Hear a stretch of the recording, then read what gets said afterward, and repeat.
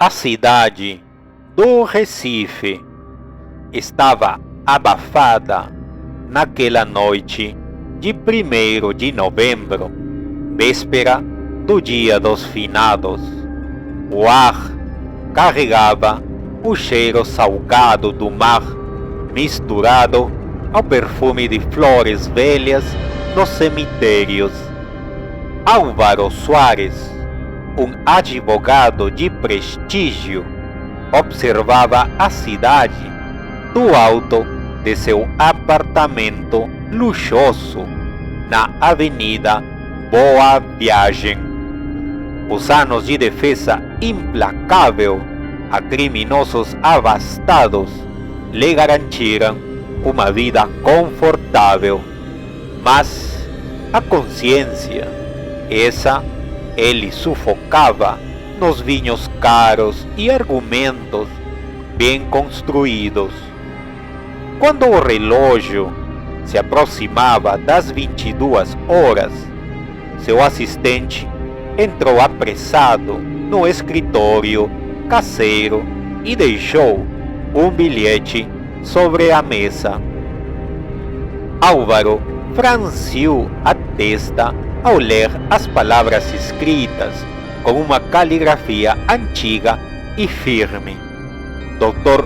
Soares, seu julgamento está próximo. Compareça à Rua do Imperador 666 às 23 horas. O endereço era conhecido, um antigo prédio colonial onde, no passado, funcionara um tribunal criminal da época imperial. Hoje estava abandonado, cercado por lendas urbanas sobre execuções sumárias e almas penadas.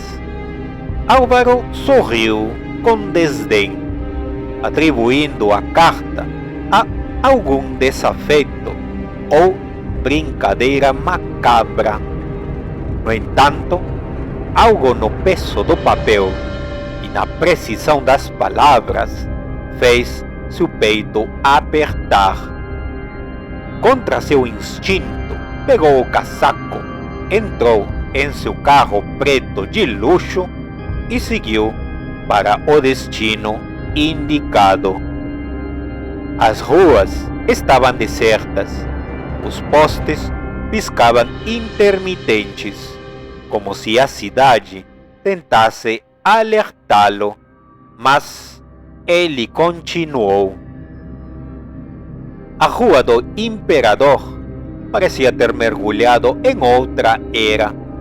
O asfalto irregular, as janelas empoeiradas de prédios esquecidos e o silêncio absoluto contrastavam com o Recife movimentado que ele conhecia.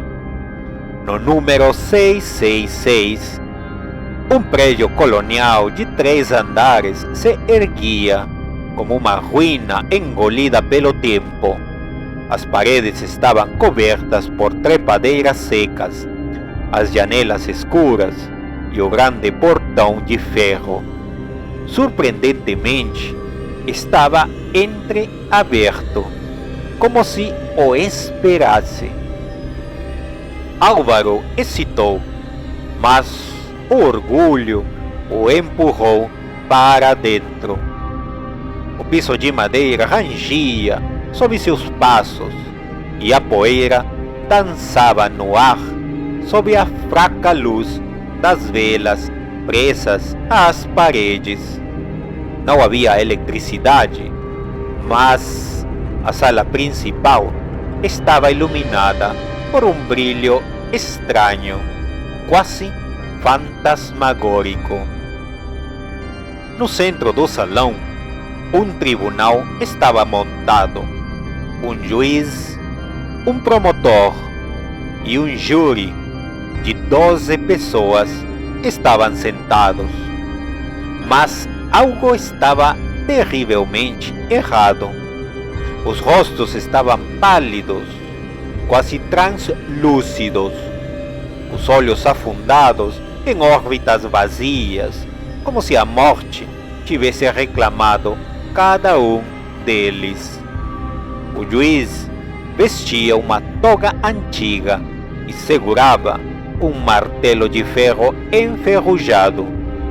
O promotor se virou lentamente e sorriu.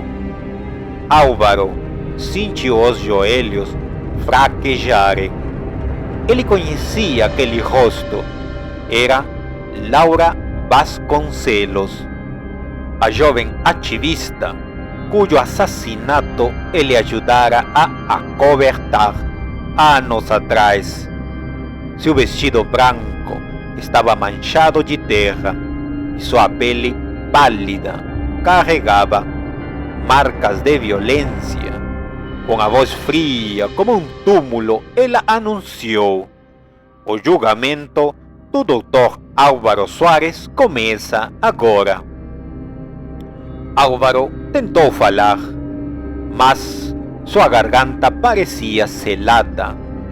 Ele olhou para trás, tentando encontrar uma saída, mas as grandes portas haviam desaparecido, substituídas por uma parede cinzenta, fria e úmida, como pedra de túmulo. O juiz bateu o martelo. O som reverberou pelo salão como um trovão distante. O primeiro espectro se levantou, um homem magro, de olhos fundos e pele cadavérica. José Fernandes, o motorista de caminhão que perdeu tudo após ser condenado injustamente em um caso manipulado por Álvaro. Sua voz era um sussurro arrastado. Fui condenado à miséria por um crime que não cometi. Minha mulher não suportou a vergonha e se matou. Meus filhos passaram fome e você riu no tribunal. A segunda testemunha surgiu, uma senhora idosa com mãos retorcidas, Dona Matilde, que perdera a casa por uma ação de despejo fraudulenta patrocinada por Álvaro. Você me jogou na rua para defender um especulador imobiliário.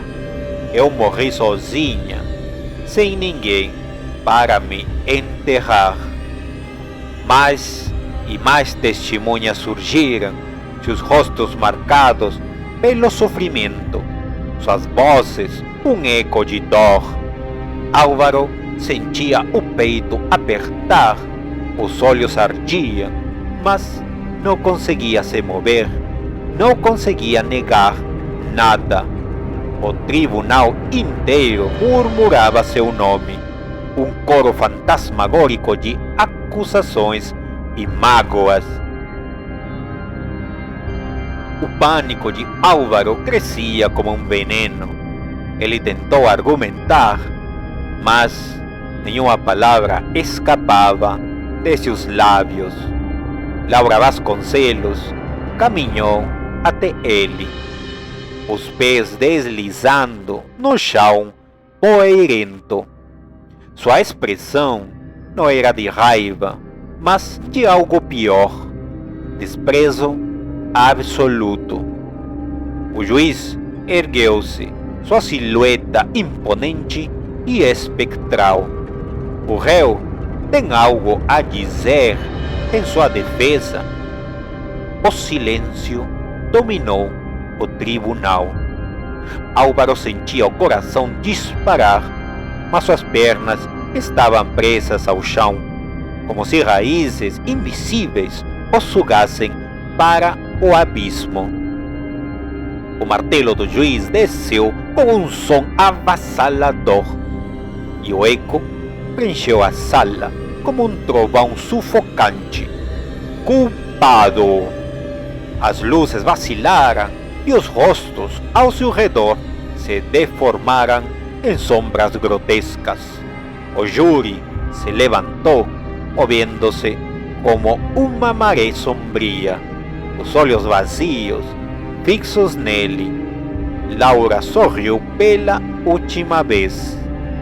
Chegou sua vez, Dr. Soares. Álvaro caiu de joelhos. Mãos espectrais surgiram do chão, puxando-o para baixo, como se o próprio tribunal estivesse faminto por sua carne e alma. Ele tentou resistir, mas cada vez que tocava as mãos gélidas, sentia sua própria pele queimar. Os rostos dos mortos pairavam sobre ele, sussurrando em um coro sombrio de lamentos. O chão se abriu em uma fenda escura, um vazio sem fim. Álvaro gritou. O tribunal desmoronou ao seu redor. O teto rachou, as paredes tremeram, as vozes ecoavam como sinos fúnebres. O advogado corrupto foi tragado pela escuridão, desaparecendo em meio ao próprio tribunal que tantas vezes desrespeitou. A porta de ferro rangeu e se fechou sozinha. O silêncio retornou. Na manhã seguinte, o prédio colonial estava novamente abandonado, coberto por uma névoa densa. Nenhum sinal de Álvaro foi encontrado. Apenas um objeto ficou na entrada: sua gravata de seda preta, manchada de sangue seco. Naquela noite, um novo bilhete foi encontrado na Rua do Imperador. O Tribunal das Almas nunca fecha. Quem será o próximo réu? E, desde então, quem passa pelo número 666 jura ouvir um martelo batendo na escuridão.